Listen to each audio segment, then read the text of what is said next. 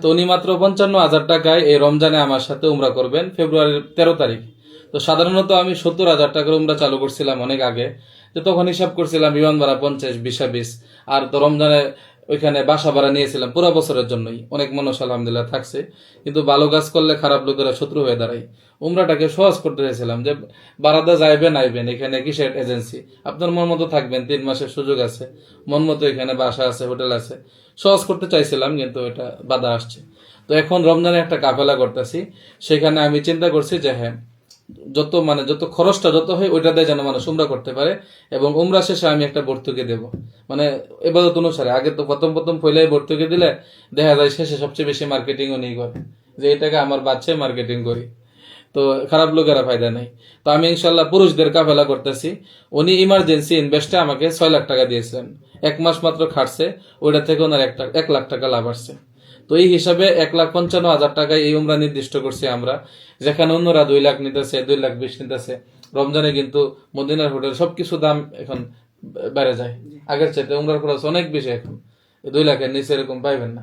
তো 1,55,000 কেন, আমরা কষ্ট করে উমরা করব, একটু দূরে হোটেল নেব, একসাথে তবলিগের মতো থাকবো, ফ্রি বাসে মক্কায় আসবো, একবার তো আসবোই, এরপরে সারাদিন কাটায় পরে যাব।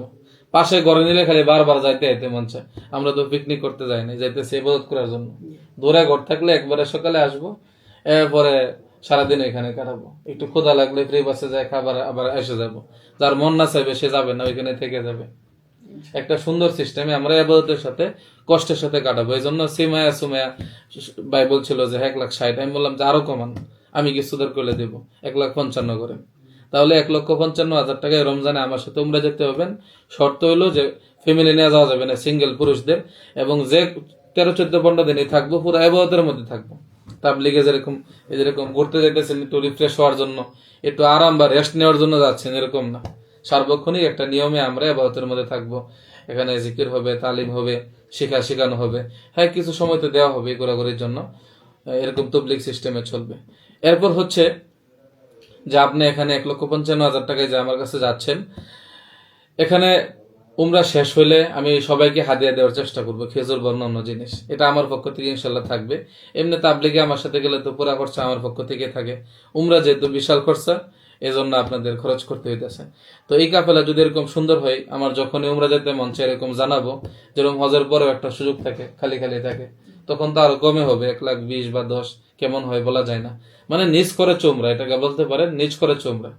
তো যারা যাইতে আগ্রহী আছেন, আপনাদেরকে 2টা নাম্বার দেব। এক হচ্ছে উমরা সম্পর্কে জানার জন্য একটা নাম্বার, দ্বিতীয়ত কনফার্ম করার জন্য ইয়ামা ট্যুরস এন্ড ট্রাভেলস। সোহান ভাইকে আপনারা এমনি বিরক্ত করবেন না, উনি ব্যস্ত মানুষ, সোহানুর রহমান ভাই, ওনার নাম্বার দেব। ওনাকে পাসপোর্ট টাকা পয়সা সবকিছু জমা দিতে পারেন, উনি একদম আমাদের বিশ্বস্ত। ওখানে এলোমেলো হবে না, আমরা যাদেরকে দিতে বলবো ওনারা এলোমেলো করলে দায়ভার আমাদের উপরেই পড়বে। ঠিক আছে?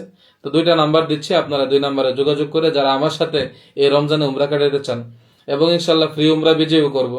যে কোনো একটা ভিডিওতে যদি 20,000 কমেন্ট পাই ইদানিং, তাহলে ওটার মধ্যে একজনকে, যেরকম এই ভিডিওতেও, ফ্রি উমরা বিজয়ী করে দেব। আবার এমনিতেও তো বিজয়ী আছে কয়েকজন, ওনাদেরকে নিয়ে ইনশাল্লাহ একসাথে রমজানে একটা কমপ্লিট কাফেলা করার চেষ্টা করব। সকলের কাছে দোয়া যাচ্ছি। আর যারা ইবাদতের জন্য উমরা করতে চান, ফ্যামিলি নিয়ে সুন্দর উমরা হয় না, ইবাদত করতে যাবেন, ফ্যামিলি সামলাবেন নাকি ইবাদত করবেন, তো এগুলো ঘোরাঘুরি হয়, কিন্তু উমরা ইবাদতের সফর হয় না। তওবা এবং ইবাদত যদি করতে চান, তাহলে সিঙ্গেল এমনি এই নিয়তে আমার সাথে চলেন। আমরা একটা ভিন্ন সিস্টেমের কাফেলা করি সার্বক্ষণিক ইবাদতের মধ্যে। যদিও কমাইতে পারলাম না, মক্কায় বাসা পুরাটাই ফাও গেল। এখন ভালো কাজ করলে খারাপ লোকেরা বাধা হয়ে দাঁড়ায়।